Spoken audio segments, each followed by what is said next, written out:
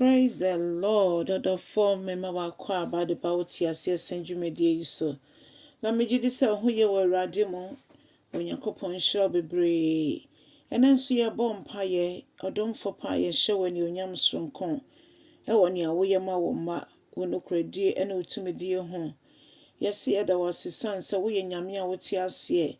Ene de Ewurade ye san aba wona se Ewurade koswara na ma wani onyam enye kese wo yenso. Na Ewurade yɛntimi nante wakwan mu emfa nhye wudin kronkron ne onyam. Yɛda wase se wetia yama yɛn. Ewo Jesus Christ di mu ne yabɔ mpae. Hallelujah. Odofo me ma wakwa ba nanso de bautia se senjumedie so. Ni afia kenkan samoefi Mmrɛsosɛm aitosumi no brofo beka se 2 Chronicles. Etie duasa nchichemu enum kosi enkron.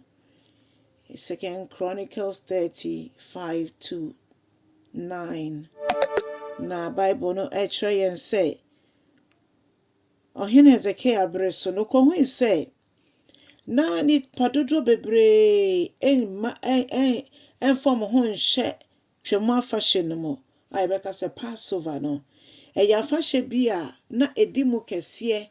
ewo Onyankopon ema Israelfo mu nanso edu baby no nipa bebre etisaye said say COVID ba ye koye ya bebre na atete na fie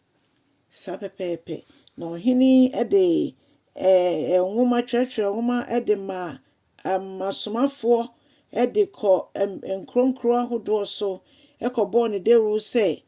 obi biara ente ne ho Ewurade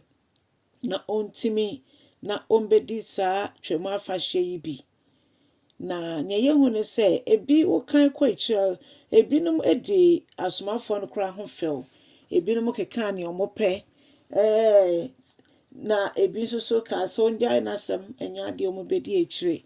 adofo nom sa pepepe enene eti wo ye wiase yi mu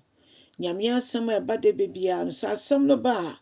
wo hwe nipa dodo etie nipa dodo commenting se nyame asem eba wa asordam mu a sa bre no obi okra omiamia ne phone sa bre ne nani kum sa bre ne niam bebre distract no fitititititi nyame asem ya de so ema omo hu na de ban no monti ase nemom nyame asem eyamfaso de ejapade kese e de ma ne ma Onyankopon ma we ejapade kese eni nti moma ye mbata twere no ho asem no eba ye nyabre enti onyame asem efise so ni asase twem ko a asem no de entwem da asem no ni Jesus asem no Onyankopon de bo wiase eni nti wuji asem no di a obenya dankwa enemri ebi atwem ho fi Ewurade didie ho sansone obi ewa asem bebre nara mpesom ne agidi fompo behie mu bebre na edi nyame asem ho fel odofo ja ho ma Ewurade na onfa wo nomum na ono ankasa enfa wo nya ne ope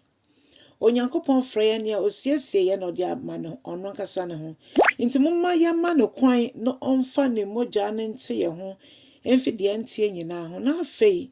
ode ye mfom so akyɛ ye no na afei abrabɔ nka nyina ye bɛbɔ ahyɛ no Kristo din ne onyam esansa abrabɔ bi a Kristo Yesu ni mu no nkosifi nemom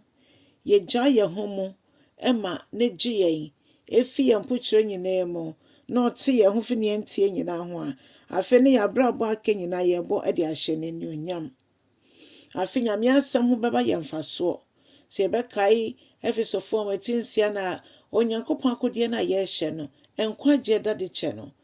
eye bibie ho hia se wonhye de nim bebia wogina wo Kristo ma asɛm a eyarho etwa se yehu ye gina bre se ye Nyankopon ma etwa se yehu ye gina bre se ye nam heaven kwan so ese se yehu no se yen enkwagye na ye ka ho asɛm esipi wo ye mu enye ne ye nan ba ko si nyame fie na ba ko si abonten da bi ese se esipi na yete ye ho ma Ewurade yete ye ho ma Ewurade a ye be hu Onyankopon ni onyam ene ne kese yodofo ma onyame enkasa nkyɛ me ne wo ene ebra ye gya ye ho mu ama no na osiesie yɛn no na ɔne yɛn ato nsa didi bidodo a yesua nyame asɛm yetie n'asɛm na yɛde yɛn ho to asɛm no so ɛte sɛ yɛn ni Kristo Yesu edidi yɛne no ɛɛkyɛ ɔdom yɛn ne tirim pɔw na yɛn so ne ɛda yɛkoma so yɛaka akyerɛ no onyame nhyira wo kyɛ asɛm no na yɛn nyinaa yɛnhyira amen.